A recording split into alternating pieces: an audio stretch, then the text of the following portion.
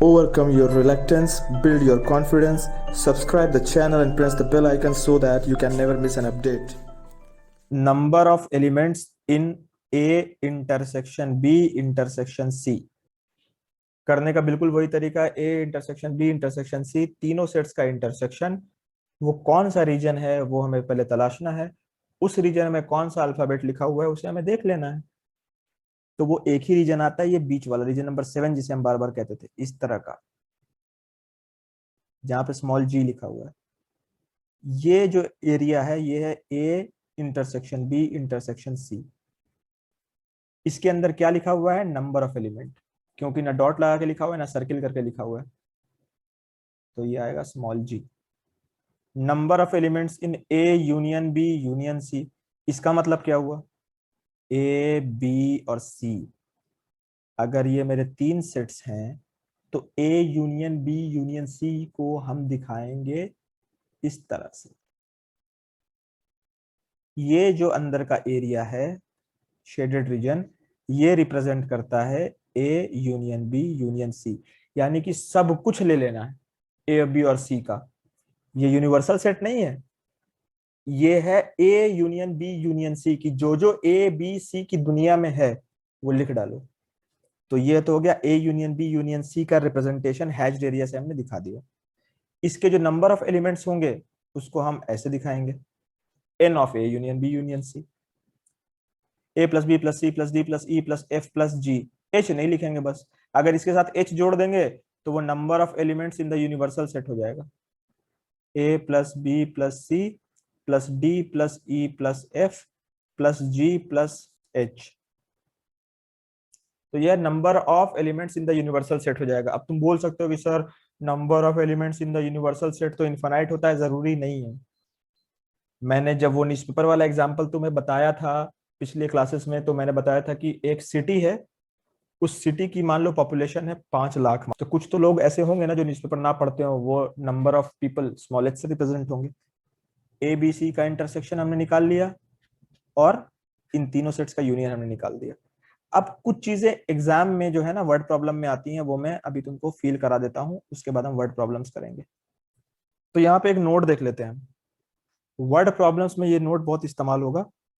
Terminology जिसमें हम कुछ समझा रहे हैं, at least one of the sets, जब ये लिखा हुआ आएगा प्रॉब्लम में तो वो ये पूछेगा, न्यूज़पेपर वाले एग्जांपल लेते हैं कि 3 न्यूज़पेपर फेंके जाते हैं और सबके नंबर से वो बता देगा कि 2-2 न्यूज़पेपर किसी घर में फेंके जाते हैं, हिंदी वाला किसी घर में, गुजराती वाला किसी घर में, ये सारी चीजें वो बताएगा। वर्ड प्रॉब्लम में 4-5 लाइन का वर्ड प्रॉब्लम होता है। उसके बाद वो पूछेगा कि कितने हैं वो लोग जो लोग कम से कम एक न्यूज़पेपर पढ़ते हैं, तो element is present at least in one of the sets. जब भी ये लिखा हुआ आएगा एटलीस्ट वन, याद रखना है। Number of elements in at least one भी इंपॉर्टेंट है और एटलीस्ट भी इंपॉर्टेंट है।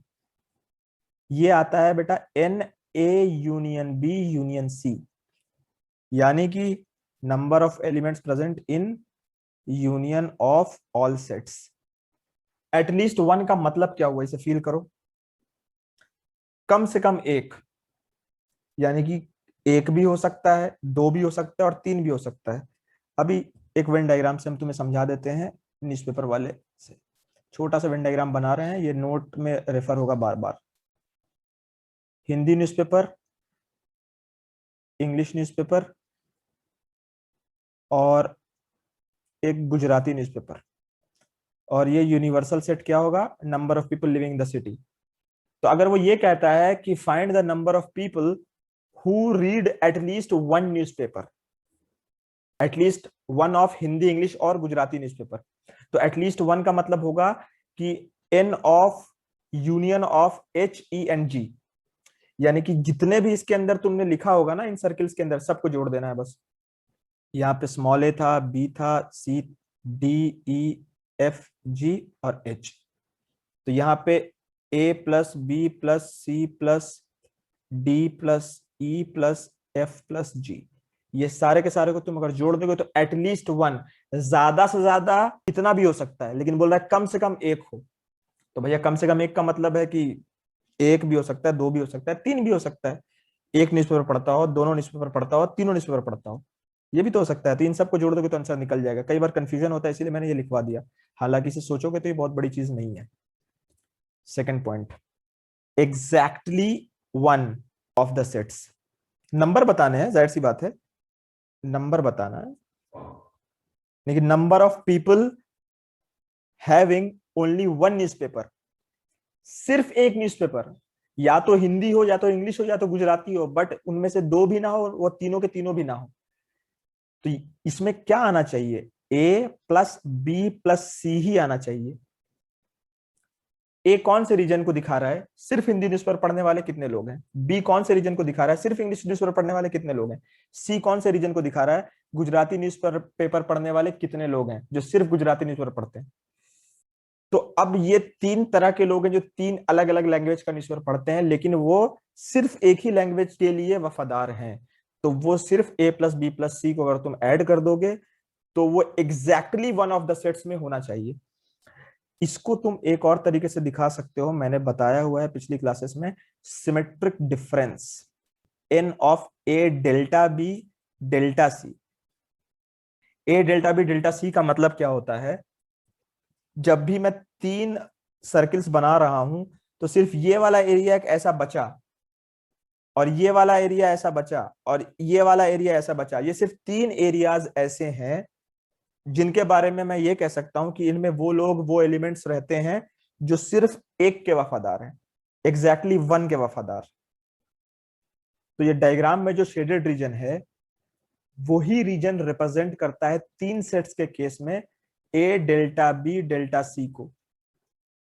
ये मैंने शायद नहीं बता रखा होगा जब मैं सिमेट्रिक डिफरेंस बता रहा हूँ, क्योंकि दो का ही मैंने बताया था शायद, लेकिन तीन में भी फीलिंग वही है कि जब तीन सेट्स हैं मेरे पास तो symmetric difference of A B C, A delta B delta सी।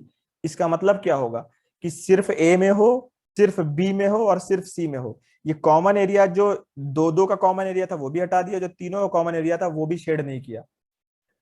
तो ये पॉइंट नंबर 2 के लिए मैं ये डायग्राम बना रहा हूं। इसका भी एक फॉर्मूला है जो हम प्रूफ करेंगे, और इसका भी एक फॉर्मूला है जो हम प्रूफ करेंगे। इन दोनों चीजों का हम फॉर्मूला प्रूफ करेंगे, लेकिन मैं अभी तुम्हें सिर्फ फीलिंग समझा दे रहा हूं, क्योंकि फॉर्मूला अगर नहीं भी आया तो कोई बहुत बड़ी चीज नहीं है। अगर फॉर्मूले को प्रूफ कैसे किया जाता है ये तुमको नहीं पता है तो भी कोई बड़ा मसला नहीं है, लास्ट में फॉर्मूला रट लिया, काम हो गया। मैं तुम्हें अभी सिर्फ फीलिंग बता रहा हूं। अच्छा, यहीं पे कोई अगर तुमसे कह दे कि find the number of people who read exactly 2 newspapers, तो जब तुम्हें तीन सेट्स में से सिर्फ 2 सेट्स के बारे में बताना है, वो भी एग्जैक्टली, तो इसका मतलब क्या हुआ, डायग्राम से हम समझेंगे। वेन डायग्राम से बहुत आसान है। तीन अगर सेट्स थे ए बी और सी, या हिंदी गुजराती और इंग्लिश ही दोबारा कर लो, हिंदी इंग्लिश गुज्जू, तीन लैंग्वेजेस के न्यूज़पेपर थे। अगर तुमसे कोई ये पूछता है कि उन बंदों की गिनती बताओ जो सिर्फ 2 न्यूज़पेपर पढ़ते हैं, ना कम ना ज्यादा, एटलीस्ट 2 भी नहीं है और एटमोस्ट 2 भी नहीं है, दोनों में फर्क है एटलीस्ट और एटमोस्ट में। एटलीस्ट का मतलब होता है कम से कम, एटमोस्ट का मतलब होता है ज्यादा से ज्यादा। यूनिवर्सल सेट के बिना वर्ड प्रॉब्लम तो बनेगा नहीं। A B C D E F G और बाहर H, exactly 2 of the sets का मतलब क्या है कि जो सिर्फ 2 तरह के न्यूज़पेपर पढ़ते हो। तो अगर तुम ध्यान से देखो तो ये वाला एरिया, ये वाला एरिया और ये वाला एरिया, डी ई और एफ, ये जो रीजन्स हैं उनको मैं कह सकता हूं कि ये वो लोग हैं जो सिर्फ 2 न्यूज़पेपर पढ़ते हैं। डी किसे रिप्रेजेंट कर रहा है, small D. Small D is the number of people who read only Hindi and English newspapers together. ऐसा नहीं है कि इंग्लिश पढ़ता हो और हिंदी ना पढ़ता हो, या हिंदी पढ़ता हो और इंग्लिश ना पढ़ता हो, नहीं, दोनों पढ़ता हो। उसके घर में न्यूज़पेपर वाला 2 न्यूज़पेपर फेंक के जाता हो, हिंदी वाला और इंग्लिश वाला। ऐसे लोगों के नंबर्स को स्मॉल डी से रिप्रेजेंट किया है।